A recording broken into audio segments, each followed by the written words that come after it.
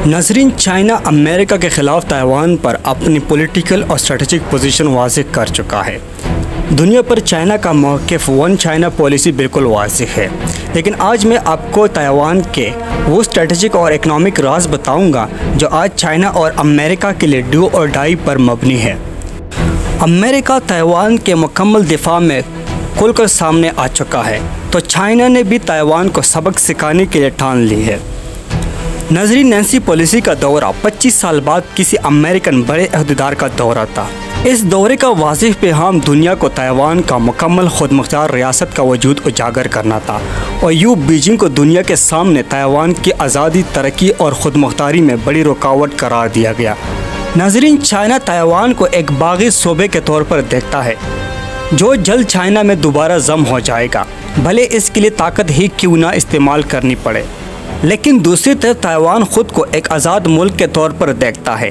Taiwan ने कभी खुद सरकारी तौर पर चाइना से अपनी आज़ादी का ऐलान नहीं किया है।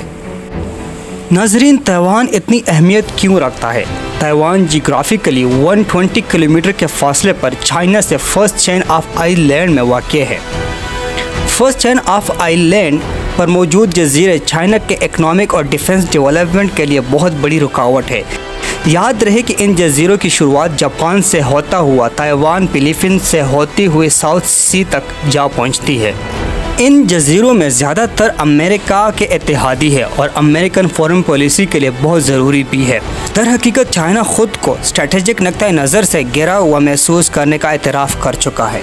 अगर ताइवान चाइना का मुस्तकिल हिस्सा बन जाता है तो चाइना की ताकत में मज़ीद इजाफा होगा। चाइना पैसिफिक ओशन तक रसाई हासिल करके इकनॉमिकली और दिफाई तौर पर आज़ाद हो जाएगा।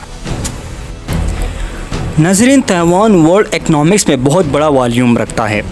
दुनिया डिजिटल और इलेक्ट्रॉनिक्स आलात के लिए ताइवान पर इन्हिसार करती है।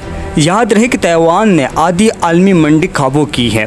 ताइवान की वाहिद कंपनी SMTC की कॉस्ट वैल्यू $100 बिलियन है, जो पाकिस्तान और दीगर गरीब ममालिक के कुल GDP से कहीं ज़्यादा है। ताइवान सेमीकंडक्टर और चिप्स बनाने के लिए अमेरिका और यूरोप के हम पाला है।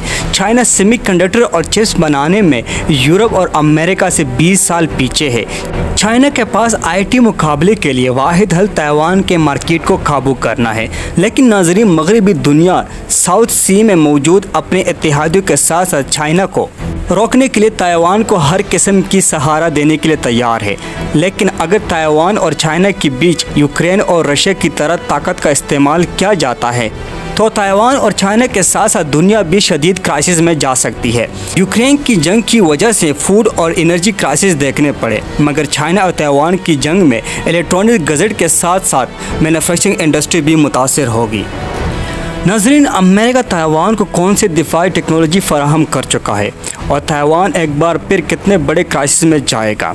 आने वाली वीडियोज़ में हम आपको बताएंगे। मज़ीद वीडियोज़ के लिए हमारे चैनल को सब्सक्राइब कीजिए।